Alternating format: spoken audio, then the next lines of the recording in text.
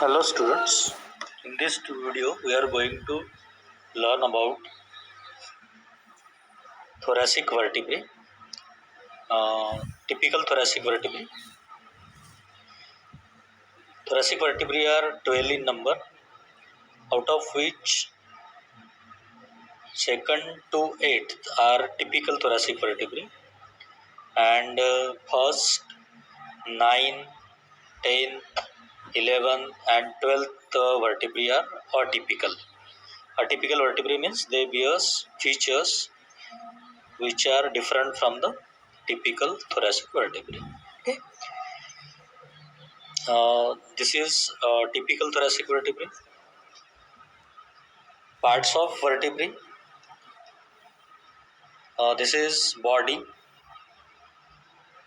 This is vertebral foramen. This is pedicle.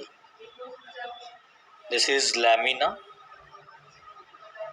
Superior articular processes and facets. Inferior articular processes and facets. Inferior articular process and facets. This is transverse process. Transverse process. And this is spinous process. Features which are unique to thoracic vertebra means identification feature of the thoracic vertebra is that it bears facet on the posterior aspect of the body, upper and lower margins of the body for articulation with the head of the ribs. So there are articulation facets for articulation with the head of the rib, and most of the thoracic vertebra is also having facet on the transverse process for articulation with the tubercle of the rib. Okay, except 11th and 12th thoracic vertebra. Rest of the vertebrae is having this uh, facet on the transverse process. Okay. Now, details of the parts of the thoracic vertebra. Body of the thoracic vertebra. This is heart shape, and this is anterior posterior diameter and transverse diameters are nearly equal. Then this upper and lower margins bears demifacets. Upper demifacet, this is located near the pedicle, and this is larger as compared to the lower demifacet. This is large. This articulates with the corresponding numerically corresponding rib. Means if this is second thoracic vertebra, then this will articulate with the second rib. Okay. Then this is lower articular facet is smaller, located on the posterior aspect of the lower margin of the body, in front of the inferior vertebral notch. This is inferior vertebral notch. Okay, and this articulates with the lower rib. So this is regarding body of the typical thoracic vertebra. Vertebral foramen. This is circular,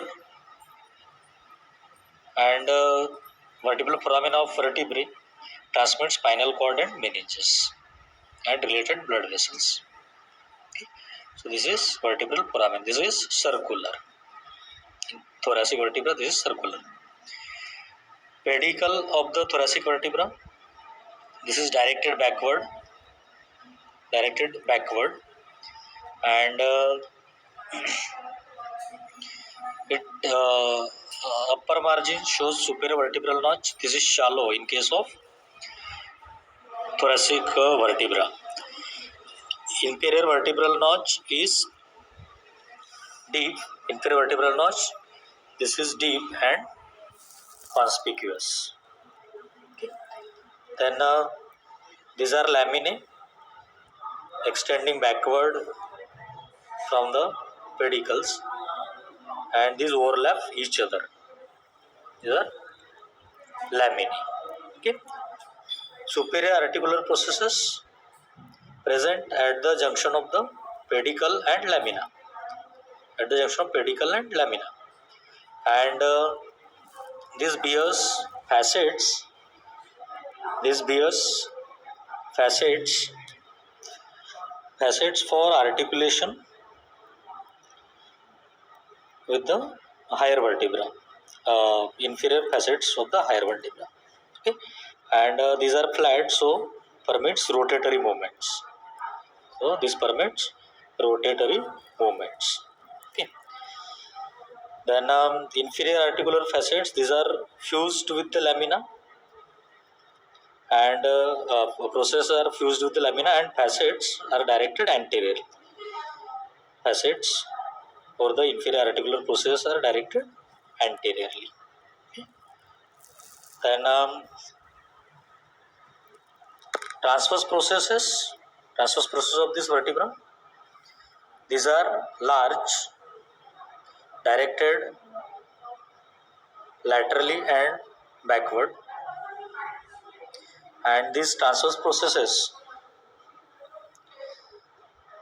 anteriorly near the tip bears facets for articulation with the tubercle of the thoracic rib.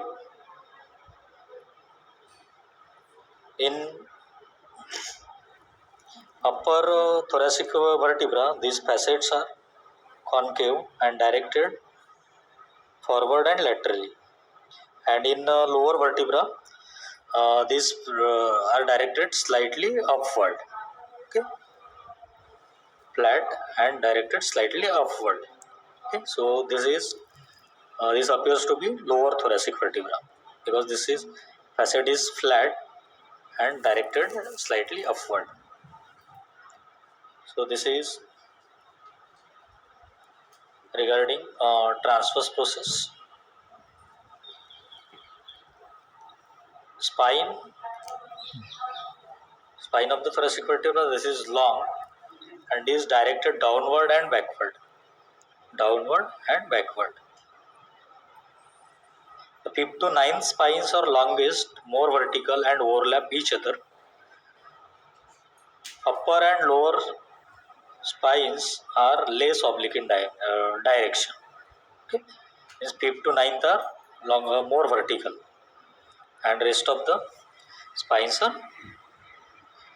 less oblique in direction. Okay, so this is regarding parts of the typical thoracic vertebra. Attachments of the typical thoracic vertebra: upper and lower borders of the body. Upper and lower borders of the body of thoracic vertebra. Here, this give attachment to anterior and posterior longitudinal ligaments. Anterior and posterior longitudinal ligaments are attached. Upper borders and lower parts of the anterior surface of the lamina. Upper border and lower part of the anterior surface of the lamina. This provides attachment to the ligamentum flavum. Okay. So lamina gives attachment to ligamentum flavum. Here there is attachment of ligamentum flavum, both sides. Then transverse processes. Tip of the transverse process, this give attachment to lateral costotransverse ligament. Okay. So one of the and another attachment is to the rub part of tubercle of the rib. Okay. Then lower border give attachment to superior costotransverse ligament. Anterior surface give attachment to inferior costotransverse ligament. Okay, so here there are articulation of the rib. So ligaments of the costovertebral joint and costotransverse joints are attached here. Okay, lateral costotransverse, superior costotransverse, inferior border, anterior surface good attachment to inferior costotransverse ligament, superior and inferior borders of this transverse process, this go attachment to intertransverse ligament and the muscles, intertransverse muscles. Okay, and posteriorly there is attachment of levator costi muscle. Here there is attachment of levator costi muscle. Levator costi muscle is attached posteriorly. These are attachments on the transverse processes. Spines of this vertebra, this give attachment to intertransverse ligament, supraspinous ligament like this. Tips give attachment to supraspinous ligament, and this upper and lower margins give attachment to interspinous ligament. Here there is attachment to interspinous ligaments. They also give attachment to muscles of the back, including trapezius, rhomboides muscles, latissimus dorsi muscle, serratus posterior, superior and inferior muscle, and deep muscles of the back, that is erector spinae group of muscles. Okay, so that are attachments to the spine of this thoracic vertebra. Okay, so ligaments and muscles are attached here. So this is regarding typical thoracic vertebra, parts and attachments. Thank you.